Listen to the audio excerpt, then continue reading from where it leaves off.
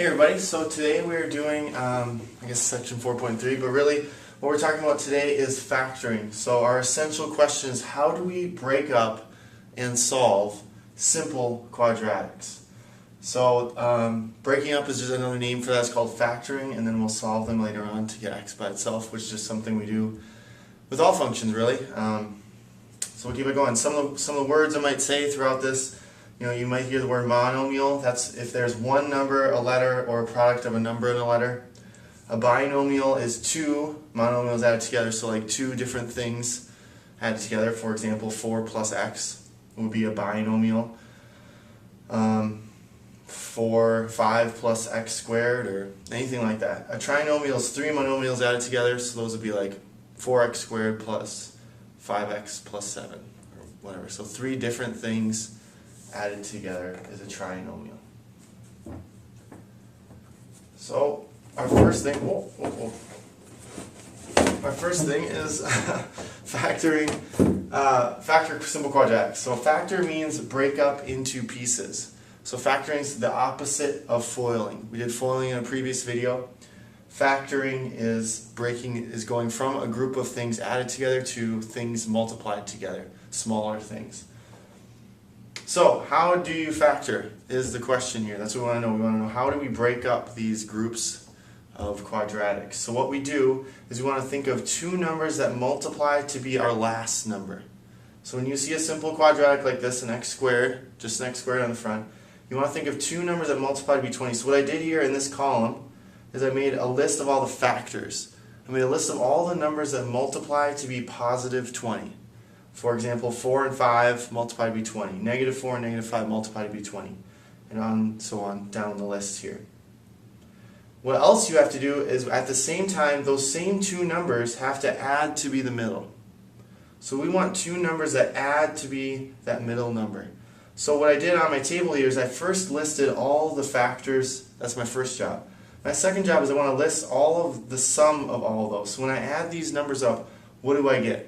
What I look for is I want to look for the set of numbers that multiply to be 20 and add to be my middle number. So these two multiply to be 20 and add to be negative 9. So I know that those two numbers are my answer.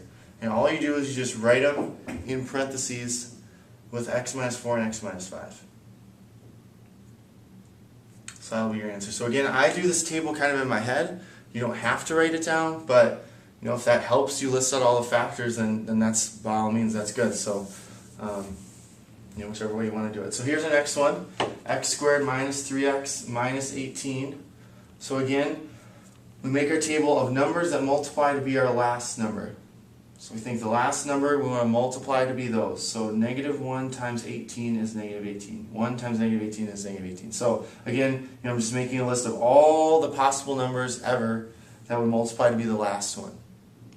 Then, on the other side of the table, I add up my two numbers and I make a list of those. What I want to do is I want to look for the two numbers that multiply to be this number and add to be the middle number. So I circled it in red here. 3 times negative 6 is negative 18. 3 plus negative 6 is negative 3. So these two numbers are my answers. So I put x plus 3 and x minus 6. So that's simple factoring. Again, you don't have to make the table. I sometimes do, especially if it's a number with a lot of factors. A number like 48 has like 16 and 3, 2 and 24, 8 and 6. I mean, there's just a lot. 1 and 48. I mean, there's a lot of different factors for that. So sometimes on that one, I might make a list because it's hard to remember all of them in my head. But for easy ones, I tend to not make it. But you can always make it, and then that helps put it together. So that's the first one. That's simple quadratics.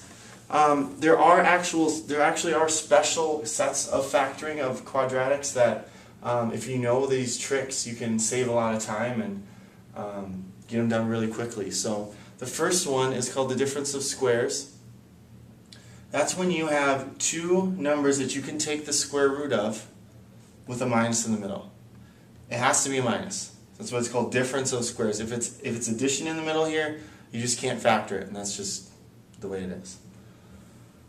So what you do is you just take the square root of the two things and then just put a plus b and a minus b. So you just split it up into a plus and a minus.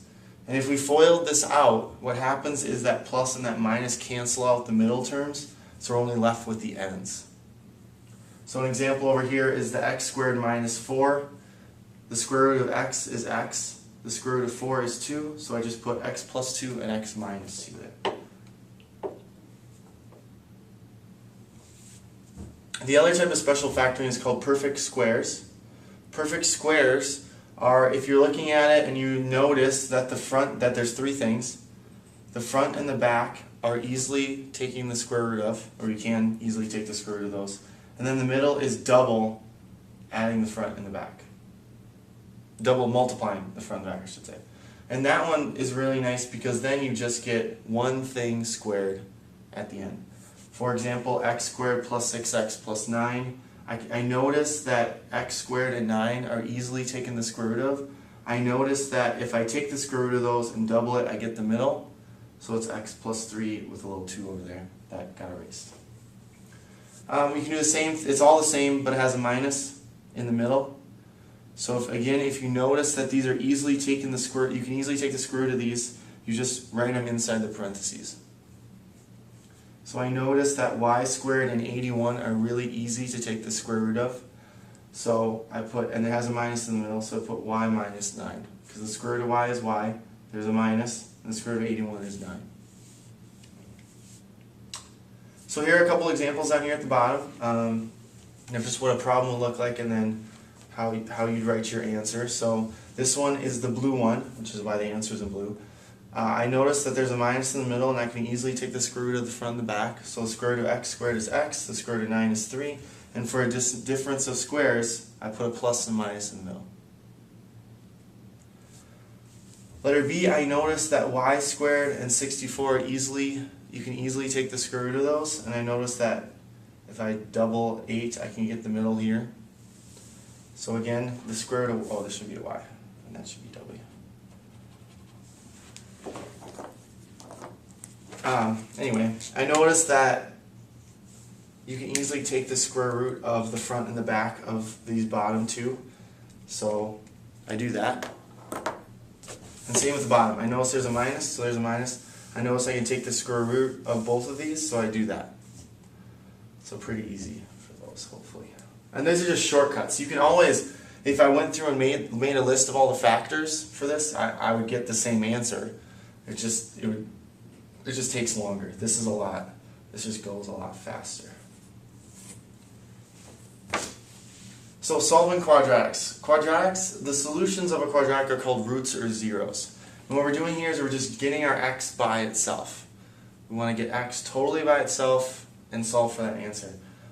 Really what these are, what we're solving for really is where that U shape hits the graph. So we're really solving for those 2 points where it hits that x-axis.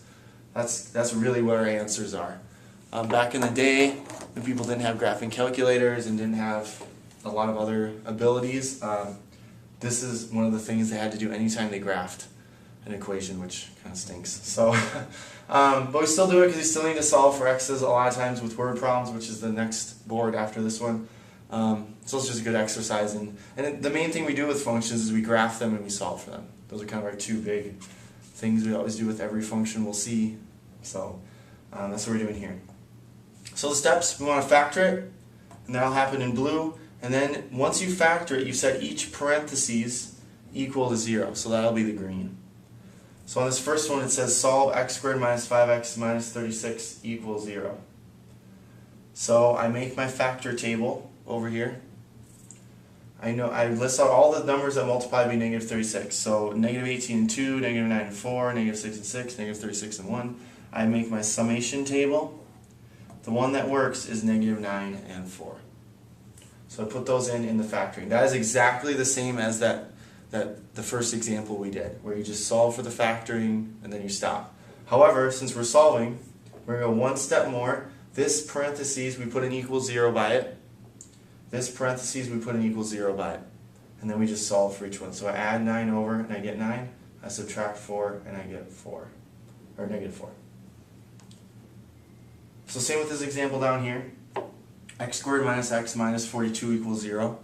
I didn't write down the factor table because I know that's just a very common problem to have with a 42, and I know that negative 7 plus 6 gives you negative 1, so I know that that's my answer. And negative 7 times 6 gives me negative 42. So you can always check, like if you write some factors and you're like, wow, I wonder if this is right. You can always just, from this spot right here, just add them together, see if that's the same, multiply them, see if that's the same. And if they are, then you got the right answer. So again, the blue is what we did before, that's the factoring. The green is the next step, and that's where we want to solve, get our x by itself. So we add 7 to both sides, x equals 7. We subtract 6 from both sides, x equals negative 6. And that is our 2 answers. Our last board is a word problem. This is again a very common type of problem to see either on standardized tests or on anywhere really. A lot of other, and ACT, Minnesota state tests, and just tests you might see in maybe a class, math class that you're taking. A lot of the quadratic problems have to do with area, so this is an example of that. A city skate park is a rectangle 100 feet long, notice how it's underlined red, 50 feet wide. The city wants to triple the area by adding the same amount to the length and width. Find the new dimensions. So our first part we want to do, that's in red over here, is I just need to write an equation. Like all these words, just you gotta translate those words into an equation.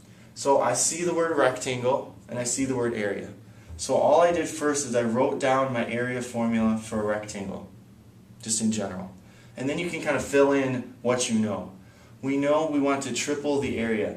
The old area was this, but we want to triple it, so I put a 3 in front.